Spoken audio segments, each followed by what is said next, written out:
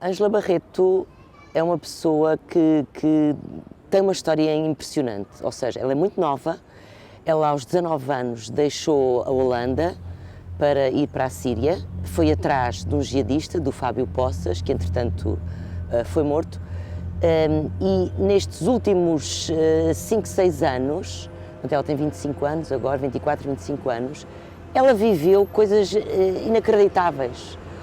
Ou seja, ela esteve dentro, portanto, a viver com uma pessoa que era de facto um jihadista.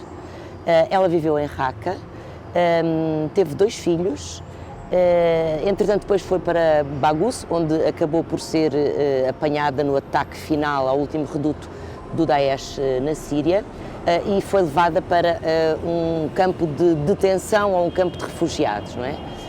Nessa fuga de Baghuz, a sua filha de 3 anos foi atingida por um estilhaço e acabou por morrer, mas ela tem um outro filho mais pequeno. Portanto, se nós pensarmos bem, é uma rapariga muito nova que já passou por muitas situações muito complexas. Portanto, eu imagino o que é que se passa dentro da personalidade e da cabeça desta rapariga. Eu sei que ela tentou uma vez fugir e não conseguiu. E, portanto, há muitos alçapões na cabeça dela, de situações que nós não imaginamos a que grau de violência ela esteve exposta, a que grau de dificuldades ela esteve exposta, que nível de radicalização é que está dentro dela. Ela é acusada na Holanda de ter aliciado raparigas menores para seguirem para o Daesh. Portanto, há aqui um conjunto de circunstâncias que a envolvem, muito complexo, e que, enfim, e que me atraem do ponto de vista de tentar compreender que pessoa é esta hoje. Na entrevista que ela nos deu, ela falava, por exemplo, do marido que tinha morrido como um mártir. Portanto, ela não diz que ele morreu, ela diz que ele se tornou mártir. Ela fazia algumas críticas à linha que o Estado Islâmico, na última fase, estava a levar, mas ao mesmo tempo não se afastava totalmente disso. Portanto, havia ali de facto um conflito interno. Sobretudo, o que ela demonstrava era um conflito interno. Ou seja, se por um lado ela dizia que não se importava de vir para o Ocidente, ou que eventualmente o Ocidente poderia ser uma solução para a vida dela, mas ela também tinha consciência do que é que a esperava no Ocidente, no caso de ela conseguir vir para cá. Ou seja, o que a esperava era uma prisão. Portanto, e falava da filha que tinha acabado de morrer, de uma forma quase chocante, porque ela dizia que tinha sido melhor para a filha dela o facto de não ter sobrevivido. Portanto, estamos a falar de uma criança de 3 anos, e ela falou poucos dias depois da morte da própria filha. Portanto, há aqui um nível de radicalismo que estava nela, que parecia ainda num grau bastante elevado.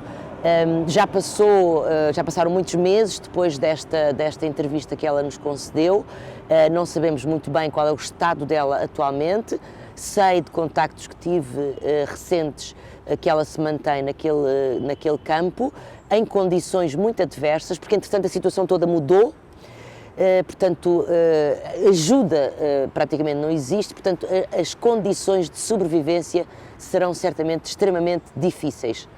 Que futuro é que esta mulher, que esta rapariga pode ter, é uma grande incógnita, porque claramente estas pessoas não são bem-vindas às sociedades ocidentais, porque elas fizeram uma opção como adultas, não é? Portanto, ela já tinha mais de 18 anos, e ela, como adulta, fez a opção de se juntar a uma organização terrorista, uma organização que cometeu atos de uma violência extrema, de um radicalismo, de um fundamentalismo extremo, decapitações, abusos de todo o género, enfim, atos de terror explícitos que foram testemunhados. Portanto, ela tem consciência, acho eu, da situação extremamente difícil em que ela se encontra. E, de facto, do ponto de vista internacional, não existe neste momento uma solução ou um quadro para estas pessoas, porque elas estão claramente num vazio, não é? Portanto, elas são pessoas que neste momento sobrevivem num vazio. Elas não são bem-vindas no sítio onde estão, porque estão em campos de detenção / refugiadas, nem são bem-vindas aos sítios de onde elas partiram, ou seja, ao Ocidente onde elas cresceram. Portanto, são pessoas que se encontram num limbo bastante aterrador do meu ponto de vista.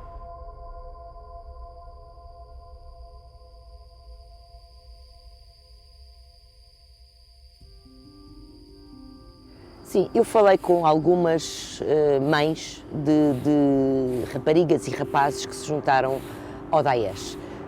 Falei pessoalmente com algumas dessas pessoas, a maior parte delas não quer sequer ser entrevistada exatamente por causa disso, por causa do estigma que transportam. Muitas destas pessoas mantêm uma ligação com os filhos, dentro do quadro que é possível.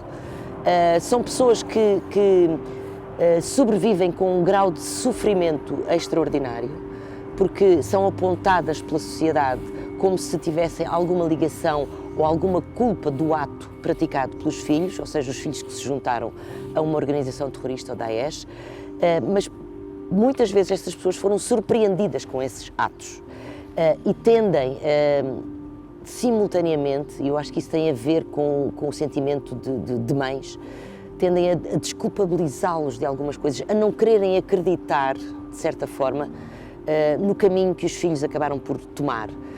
Muitos dos filhos deixaram cartas escritas sobre a opção que estavam a ter. Depois, dadas as vicissitudes que ocorreram na vida deles, eles são acusados, muitos deles, de terem praticado assassinatos, atos bárbaros. As mães, em alguns casos, acabam por não quererem acreditar que isso é verdade e, portanto, atribuem isso à desinformação, a informação não rigorosa, porque não acreditam que um filho que criaram possa ter feito praticado esse tipo de atos. Portanto, é uma coisa, são dilemas internos dilacerantes. Portanto, são pessoas destruídas internamente e que são apontadas a dedo e são alvo de um estigma e de uma repulsa por parte da sociedade que as mergulha num isolamento e num sofrimento atroz. É verdade que a sociedade ocidental tem muitas dificuldades em lidar com este tipo de situações. Eu vi pelo feedback que tive dos contactos e das entrevistas feitas, quer com a Ângela Barreto, quer com o Steve Duarte, e quer também com a Vânia e com a Catarina, familiares, uma mulher, outra mãe de um jihadista. A sociedade, nomeadamente a sociedade portuguesa, encara estas pessoas como pessoas absolutamente estigmatizadas que não devem regressar ao Ocidente. Ora, não devem regressar porque encaram-nas como elementos que podem ser disruptivos das sociedades onde vivemos, elementos que podem transportar em si fundamentalismos e radicalismos que podem crescer nas sociedades ocidentais. Portanto, encaram-nos como uma ameaça ao bem-estar, à forma como a sociedade está organizada e como as pessoas vivem. E mesmo com os familiares, as pessoas não conseguem ter distância para encarar os familiares como pessoas externas a esta atitude das pessoas que se juntaram a uma organização terrorista. E isso é muito difícil de gerir. Do ponto de vista político, o que nós temos assistido na Europa, de facto, é aos governos a tomarem atitudes que têm a ver com seguirem aquilo que a opinião pública exprime, não é? Que é esse afastamento destas pessoas. Não há nada nos governos ocidentais que os leve ou que os obrigue a tomar uma atitude em relação a estas pessoas, porque estas pessoas não fizeram queixas diretamente a nenhum organismo a pedir proteção. Os seus familiares fizeram, mas as pessoas que são maiores e que se juntaram a estas organizações não expressaram nenhum tipo de pedido de ajuda junto dos organismos institucionais. Claro que isto é impossível, dado o local onde elas se encontram e os constrangimentos, mas, portanto, há aqui um distanciamento, os governos tentam não evitar este tipo de situação e, portanto, há algumas ONGs, em termos da União Europeia, que estão a trabalhar neste caso, sobretudo por causa das crianças.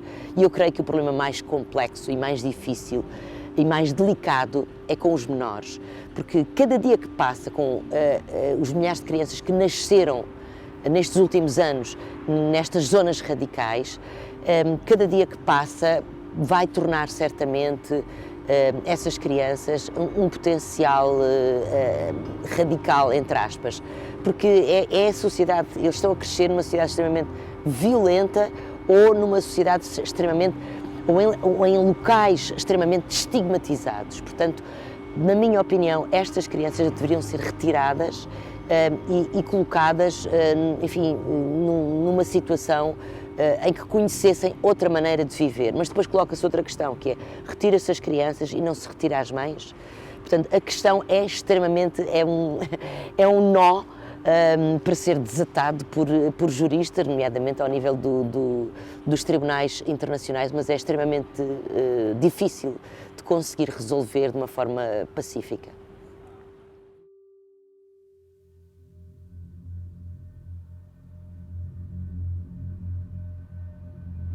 Enfim, os melhor entendidos nestas questões dizem que os recém-convertidos são os mais difíceis. Porquê?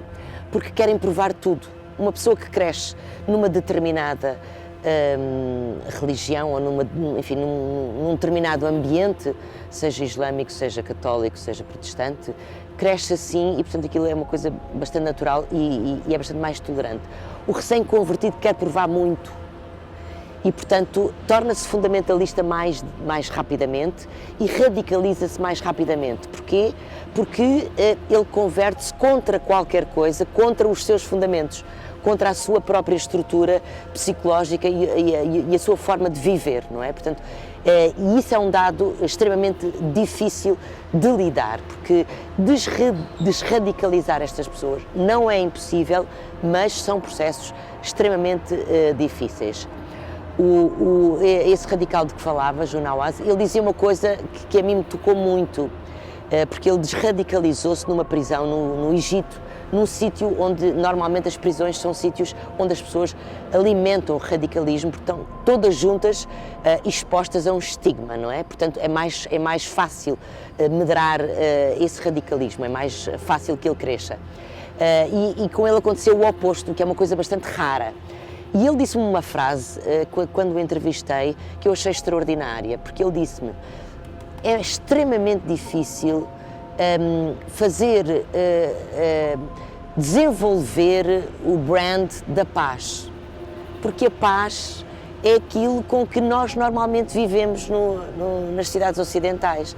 Portanto, vender esta marca, a paz, é difícil porque é o oposto à violência. A violência é algo que interfere contigo, quase fisicamente, requer de ti uma ação, impele-te a um movimento extremamente forte. A paz não.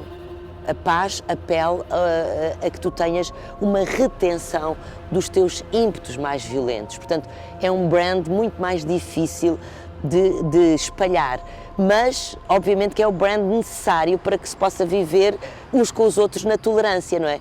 E portanto, isto é difícil, mas é algo de que nós não devemos abdicar, obviamente.